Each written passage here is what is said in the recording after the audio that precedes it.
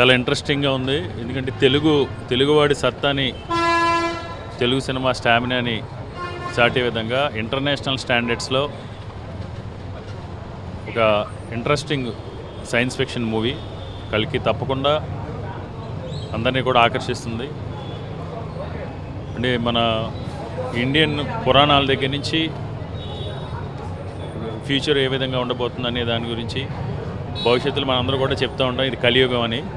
కలియుగంలో పరిస్థితులు ఏ విధంగా ఉంటాయనేది కళ్ళకు కట్టిన విధంగా చూపించడం జరిగింది. తప్పకుండా ఈ సినిమా అందరినీ కూడా ఆకర్షిస్తుంది. చాలా ఇంట్రెస్టింగ్ ఉంది. ముఖ్యంగా విజువలేషన్ కానీ, డైరెక్షన్ కానీ, పిక్చర్ క్వాలిటీ కానీ మన తెలుగు వాళ్ళకి అందరూ కూడా గర్వపడే విధంగా.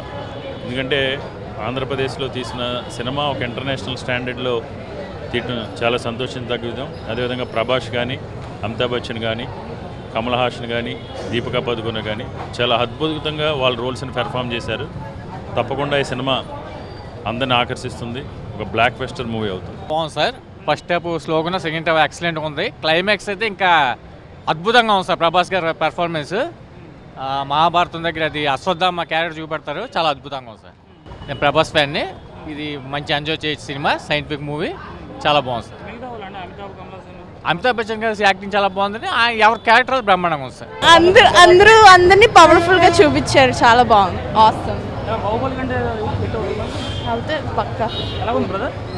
100% వర్త్. బాహుబలి తర్వాత ఇంకొక బెస్ట్ వచ్చింది ప్రభాస్కైనా, ఫుల్ హోల్ టీమ్కైనా. ఆబ్వియస్లీ వాళ్ళ క్యారెక్టర్స్కి వాళ్ళకి కూడా మంచి డామినెన్స్ వచ్చింది. This is a good movie to watch.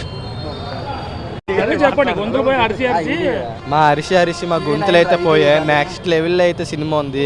Graphics కూడా సూపర్గా ఉంది. సినిమా బడ్జెట్ తగ్గట్టు ఉందన్న, ఏది తగ్గించలేదు. బడ్జెట్కి మించే తీశాడు నాగశ్విన్ అయితే. అన్న సూపర్ తీశాడు. ఒక్కొక్క స్క్రీన్ ఎలివేషన్ అయినా, లేకపోతే స్క్రీన్ టైం అయినా, రన్ టైమింగ్ అయినా, బ్యాక్గ్రౌండ్ మ్యూజిక్ కూడా నెక్స్ట్ లెవెల్లో ఉంది. సినిమా ఇంక తిరిగి చెప్పవసరం లేదు ఏదైనా. క్యారెక్టర్ అంటారు నెక్స్ట్ లెవెల్ అండి. వాళ్ళ acting and next level.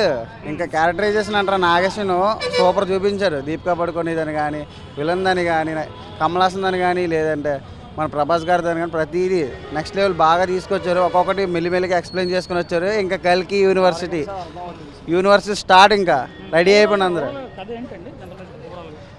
Mahabharatam అండి. సింపుల్గా చెప్పాలంటే మహాభారతం మళ్ళీ స్టార్ట్ అయిపోద్ది. రెడీ అయిపోయింది. అందరూ చూడండి, చూస్తే తెలుస్తుంది అన్న సినిమా.